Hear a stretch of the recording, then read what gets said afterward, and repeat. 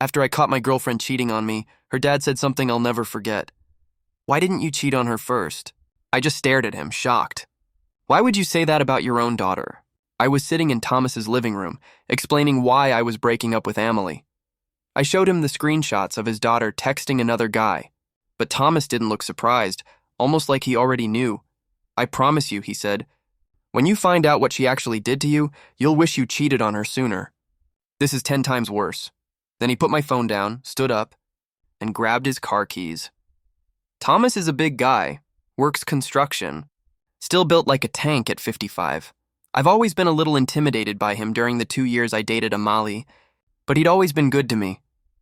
The drive to Amelie's apartment was silent except for Thomas's heavy breathing. His knuckles were gripping the steering wheel so hard they were white. Whiter than Michael Jackson, honestly. I'd never seen him this angry, and it wasn't even directed at me. We pulled up and knocked on her apartment door. I heard male voices inside, and my stomach dropped. The door opened, but it wasn't Amelie.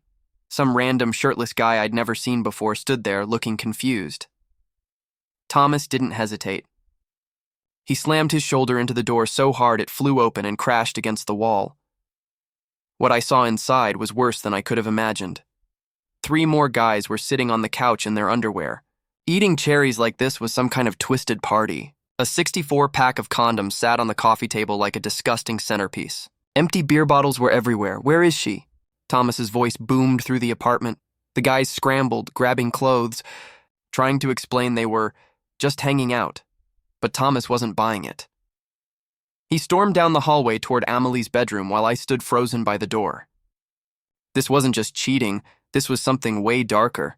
Thomas tried the bedroom door, locked. He knocked so hard the frame shook. We heard movement inside, Amelie's voice telling someone to be quiet. Thomas didn't wait. He stepped back and kicked the door. The cheap wood splintered and the door flew open, and there she was. Amelie sat on her bed wearing lingerie I'd bought her for Valentine's Day. Ring lights and a tripod were set up around the room. Her laptop was open, streaming to some social media page I didn't recognize. Her expression went from shocked to guilty to defiant in about 2 seconds. "Tell him what you did," Thomas said, pointing at me, glaring at his daughter. Amelie quickly grabbed a robe, pulling it over herself, refusing to meet my eyes. The other guys in the apartment grabbed their stuff and bolted. Even they knew things were about to get ugly. Amelie kept fidgeting with her phone like she wanted to delete something. I'm trying to make content online," she finally said, like that somehow explained everything. "Tell him why, now." Thomas's voice was quiet now, deadly calm, somehow scarier than when he was yelling. Finally, Amelie looked at me. Her eyes were shiny like she was about to cry, but I couldn't tell if it was real or just another performance. She'd gotten good at faking things, even her orgasms. Then she dropped the bomb. "I'm pregnant." I felt the blood drain from my face. Thomas didn't flinch. "Don't get worked up yet," he said. "Tell him whose it is." Amelie broke. Her face crumpled and she started crying. Ugly crying, the kind that used to make me want to hold her. Now it just made me feel sick. "It's your brother's," she whispered. I almost didn't hear her. "Nick and it just happened. You were always at work and he was there and we just wanted to quickly slip it in." The words hit me like a sledgehammer. My brain went numb. My legs felt disconnected from my body, and I had to grab the door frame to keep from falling. The room started spinning. It was like I was outside my own body, watching some poor idiot get his life destroyed. Thomas's massive hand landed on my shoulder, steering me toward the door, keeping me from collapsing completely. We walked out past the shirtless guy, who opened his mouth like he wanted to ask something. Thomas just growled something low and scary, and the guy scrambled for the front door. The other guys were grabbing their stuff, trying to get out before whatever was about to happen. Thomas didn't let go of my shoulder until I was in his truck. The ride back to his house was dead silent except for his breathing and the occasional angry slam of his fist against the steering wheel. Started to say something about Amelie's past, things he should have told me earlier, but his words sounded muffled, like I was underwater. Streetlights blurred by outside. Without thinking, I pulled out my phone and typed 3 words to Nick. "Call me now." The message showed "read," but no typing bubbles appeared. Coward. Thomas parked in his driveway and led me inside. He made coffee and sat in his recliner while I just scrolled through Amelie's Instagram with fresh eyes. There were links I'd never clicked before, one for OnlyFans, another for some site I didn't recognize. Suddenly, all the weird comments from random guys made sense. They weren't random. Tip menus, subscription tiers, and it was all right there. I just sat there, coffee growing cold in my hands, trying to process it. That night, I lay awake on Thomas's couch, staring at the ceiling while my brain replayed everything. Every night Nick came over to hang out. Every time Amelie said she was too tired. Every time I worked late, thinking I was doing something good for us, I could see them laughing at me behind my back. I kept picturing that 64-pack of condoms, the ring lights, the camera setup. At 6 a.m., my phone started buzzing with texts. Word had already started spreading. People asking if it was true, if we'd broken up, if the rumors were real. I didn't answer a single one. Around noon, Thomas called me from outside while working on his truck. He sounded tired, apologetic. He told me not to do anything stupid about Nick yet, that we both needed time to think.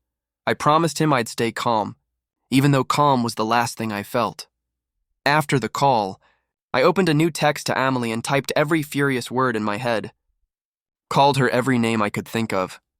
But then I stared at the wall of text, deleted everything, and blocked her number. She'd just twist it to play the victim like she always did. Late that night, my phone rang. Nick, I almost didn't. Answer, it's not what you think, were the first words. Out of his mouth, I asked him how getting my girlfriend pregnant wasn't what I thought. Silence. Then he hung up. Coward. Again. I threw my phone down, grabbed a pen and paper, and started making a list because I needed to do something before I went insane. Get tested for STIs. Get my stuff from her place. Cancel our Netflix. Change my passwords. Little, boring things to focus on while my chest still felt like it was caving in. I called my boss at the construction site, told him I needed a personal day, maybe 2, for a family emergency. He didn't ask questions. Just told me to take care of myself.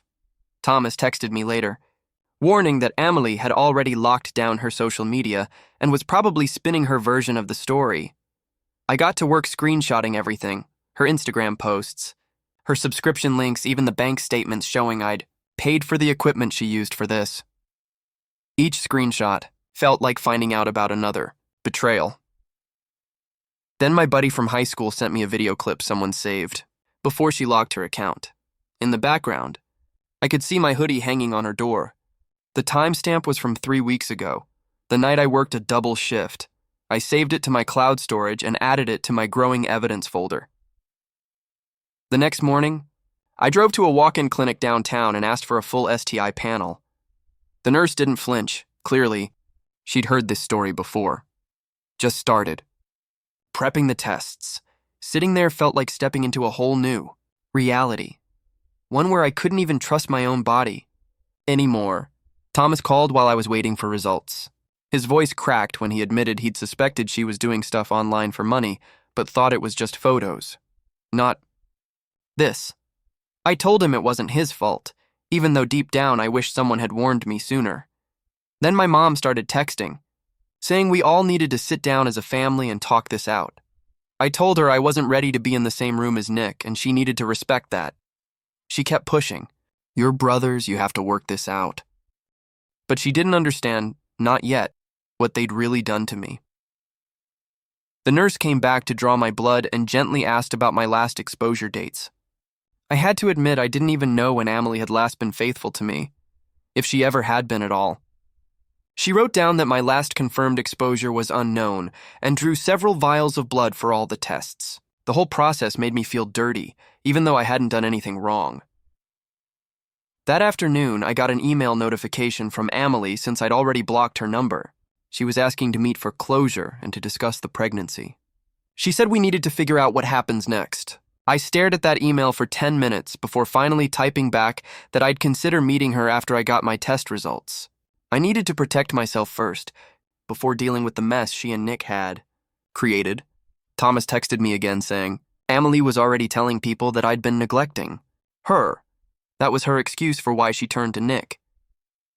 The story was spreading through our friend group, and everyone was already taking sides without knowing the truth. I screenshotted her email and his texts, adding them to my growing evidence folder because I had a feeling I'd need proof soon. My boss called to check in on me and said HR had heard there might be some personal issues affecting me. I kept it vague but professional, saying I was dealing with a family situation that would be resolved soon. He reassured me that my job was safe as long as I kept them updated about any time I needed off. At least one thing in my life still felt stable, even though everything else was falling apart. 3 days later, I waited outside Amali's building until I saw her car leave for work. I had my old key and 2 boxes in my truck, ready to finally get my stuff out. The elevator ride up felt longer than usual, and my hands were shaking a little as I unlocked the door. Inside, the apartment smelled different. Gone was the vanilla candle scent she used to love. Now it reeked of cheap cologne and stale beer. One of the guys from that night was sitting on the couch in just his boxers, eating cereal and watching TV. He jumped up the second he saw me and started apologizing, saying he had no idea Amali had a boyfriend. He grabbed a shirt from the floor and just kept saying sorry over and over while I walked past him and unplugged my Xbox from the entertainment center. I packed my games, the picture of my grandmother from the wall, and the coffee maker I'd bought when I was basically living there half the time. The guy followed me around, still apologizing, saying Amali told them she was single and just doing content for money. I went into the bedroom and grabbed my clothes from the dresser, trying not to look at the bed where everything had happened. The ring lights were still set up, and there were new outfits I'd never seen hanging in the closet. I took only what was mine, leaving behind every gift I'd ever given her. I didn't want any reminders.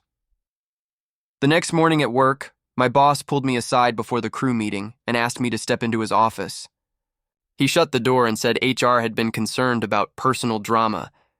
I kept it short, told him it was a family situation that had gotten complicated but wouldn't affect my work. He nodded and reassured me my job was safe as long as I let them know if I needed time off for appointments or anything. He even offered to adjust my schedule if needed, which honestly surprised me, coming from a construction company. Later that afternoon, Thomas called during my lunch break and told me he'd met Nick at a diner to talk things through. He said my brother looked like he hadn't been sleeping, that he was terrified about becoming a father. Nick apparently broke down crying in the middle of the restaurant when Thomas asked how he planned to support a baby. For a split second, I felt a flash of pity for Nick, but then I remembered this was all his fault for sleeping with my girlfriend. Thomas said Nick kept asking if I'd ever forgive him, but Thomas told him that wasn't his decision to make. When I got home that night, I sat down at my laptop and started blocking Emily everywhere I could. Instagram, Facebook, Snapchat, TikTok, even LinkedIn, where she used to pretend she was looking for jobs. Each block felt like cutting another tie to the fake life I thought we'd been building together. I kept one email open, just in case we had to coordinate getting the rest of my stuff or deal with legal matters. Setting that boundary gave me back at least a little bit of control. Then my buddy texted me, forwarding screenshots from a group chat where Emily had been bragging months ago about keeping me as her safe option. She literally wrote that she had me for stability and to pay bills, while keeping her fun options open on the side. Her friends responded with laughing emojis and called her smart for locking down a construction guy with a steady income. Reading those messages made me run to the bathroom and throw up my lunch. The next day, I met with Destiny Schaefer at her downtown law office. She was professional but kind, explaining I had no legal obligation to Emily or the baby since we weren't married. She helped me understand my options if Emily ever tried to come after me for money or claim I'd promised support. She gave me documents to protect myself financially going forward and told me to keep documenting everything. The screenshots, the communications, all of it. That night, Nick texted me asking if we could talk. I almost deleted it, but when he called 5 minutes later, I answered. His voice was shaky as he admitted they'd hooked up, twice while I was working, overtime to save for the vacation I'd planned for Emily's birthday. He kept saying it just happened and that he never meant to hurt me. But I cut him off and asked how you accidentally sleep with someone's girlfriend twice. He started crying and begged me not to tell Mom yet because he wasn't ready for her disappointment. I hung up without promising him anything. I wasn't protecting him from consequences anymore. I spent the rest of the night going through credit card statements on my laptop and finding charges I hadn't noticed before. Streaming equipment, expensive lingerie from stores I'd never heard of, monthly subscription fees for the platform she used. I disputed every charge I could prove was related to her side business and canceled the shared credit card we'd used for bills. Each dispute felt like I was clawing back some piece of my dignity, even though the money was already gone. My first therapy appointment was that Thursday. I sat in the waiting room filling out mental health forms, feeling hollow. The therapist was an older woman who just listened while I explained everything that had happened. She helped me put words to what I was feeling: betrayal, trauma, the collapse of my family, sexual deception from not knowing who Emily really was. We talked about the intrusive thoughts that kept me awake at night, the random anger that would hit me in the middle of the day. She gave me breathing exercises and grounding techniques to help me stay present when I felt like I was spiraling. The following Monday, my boss called me into his office again. This time, he told me he was reassigning me to the Riverside project site. Same pay, same hours, but at a location where Nick's company wouldn't ever have business. It stung my pride a little to need special accommodations, but I was relieved not to risk running into my brother. 3 days later, I was standing in line at the pharmacy waiting to pick up the anxiety meds my therapist had prescribed when Emily walked in through the automatic doors. She froze the second she saw me holding my prescription slip. We locked eyes for maybe 2 seconds before she turned around and walked right back out, leaving a basket of shampoo and vitamins on the counter. The pharmacist called my name and I grabbed my pills, my hands shaking as I signed for them. That night, I sat at my computer for 3 hours drafting an email to Emily. When I finally hit send, it was simple and formal. Our relationship was over, no financial ties. All communication had to go through lawyers if needed. It felt like I was finally drawing a line in the sand after weeks of chaos.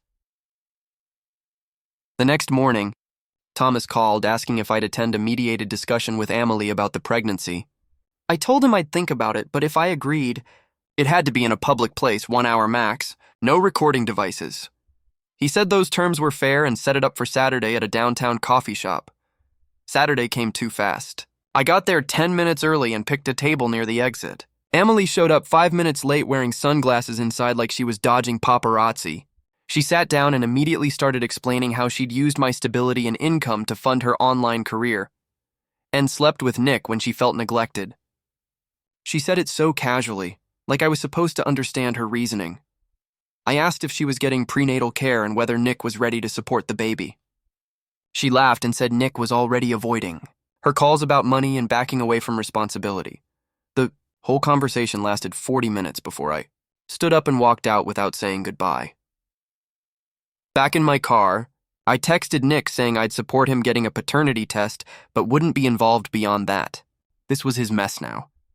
At my next therapy appointment, we focused on communication strategies, how to avoid getting sucked into arguments or constantly defending myself. She even gave me ready-made scripts to use when people tried to guilt-trip me or push past my boundaries.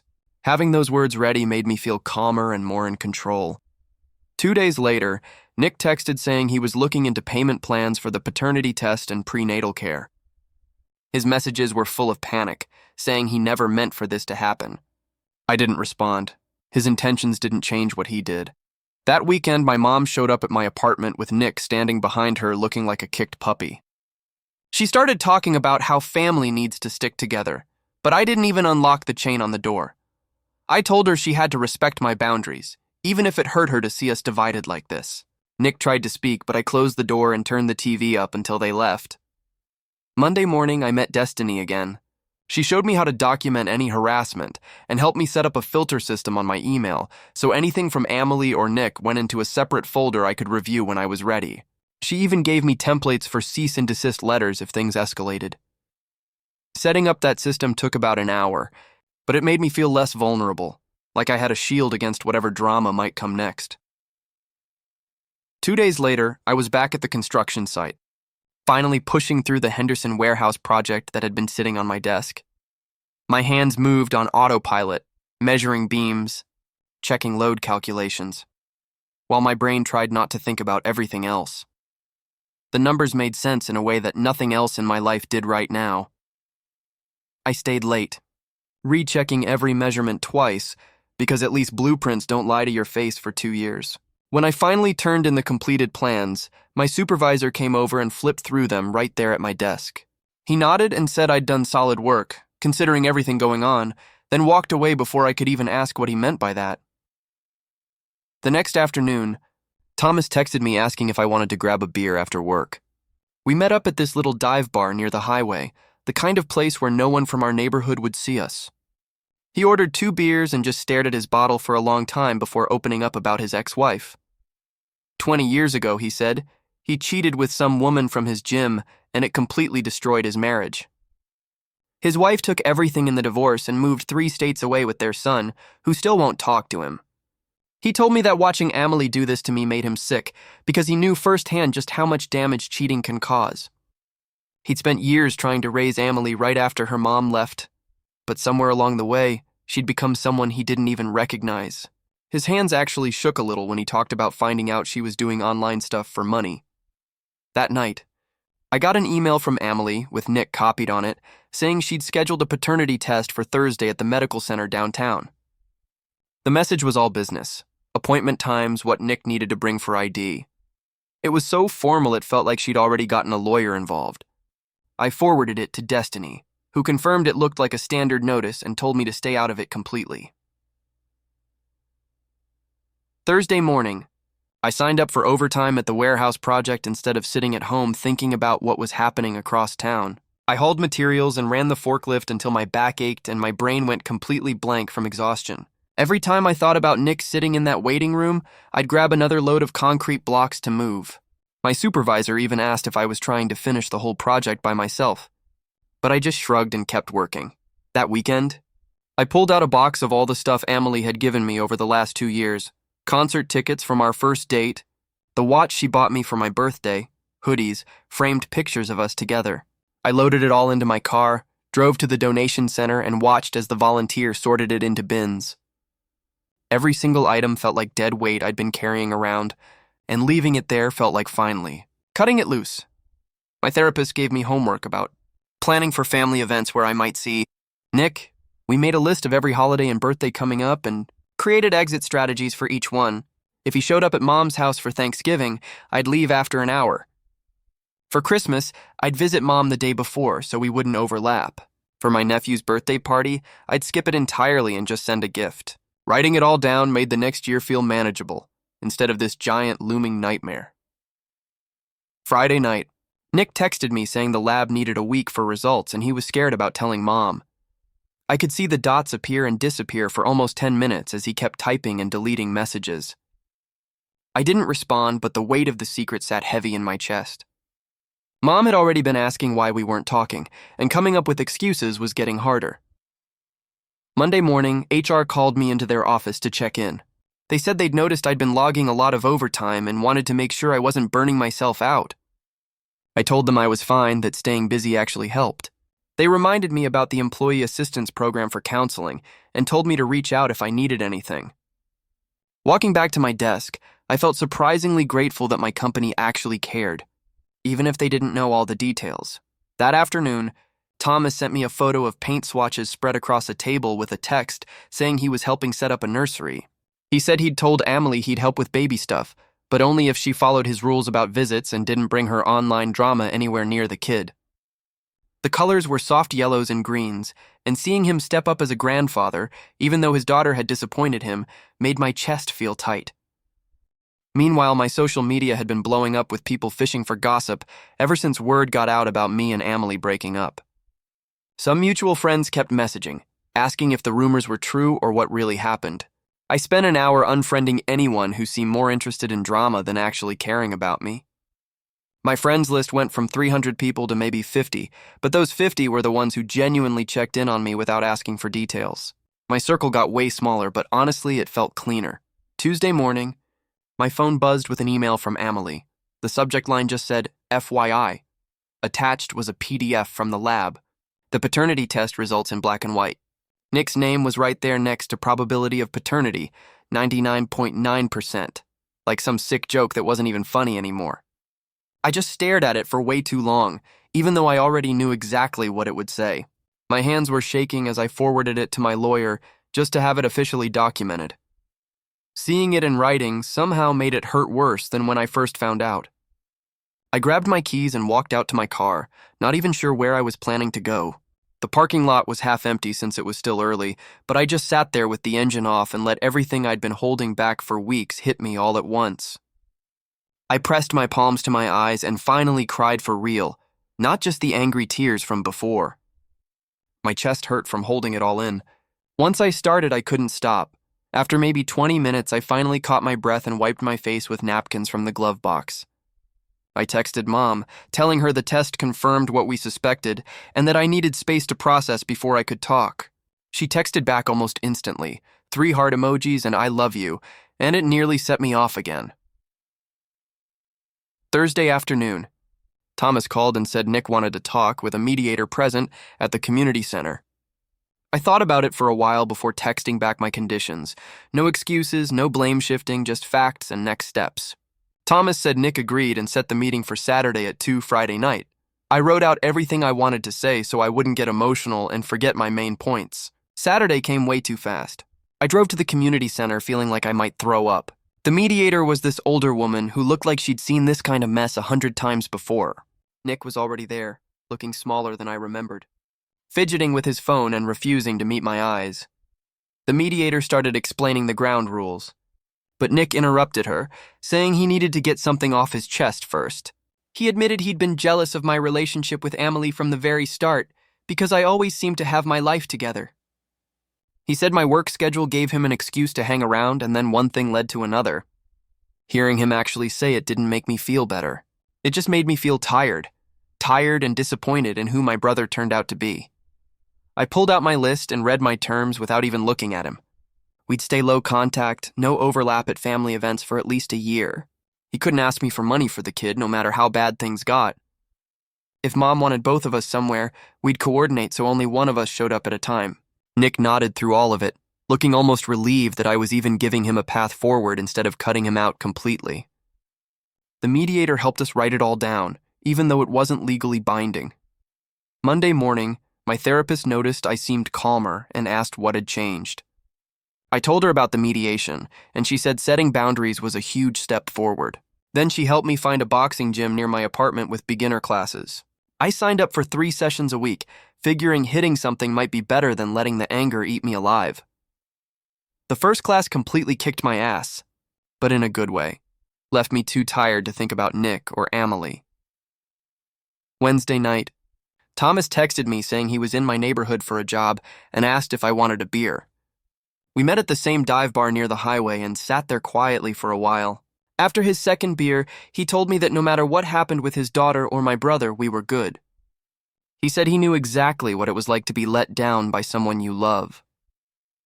We agreed to meet every couple of weeks just to check in and maybe watch a game. Having him as a friend felt strange, but it also felt right considering everything we'd been through. That night, I pulled out a notebook I'd bought months ago but never used and started writing down what I wanted in my next relationship. Honesty, even when it's hard. Loyalty, especially when things get tough. Someone who actually shares my values about family. The list got longer than I expected, full of things I didn't even know mattered to me until all this happened. When I finally put the pen down, I felt different, in a good way. I brushed my teeth, climbed into bed without checking my phone for drama, and for the first time in weeks, I fell asleep without replaying everything in my head, and I slept straight through the night.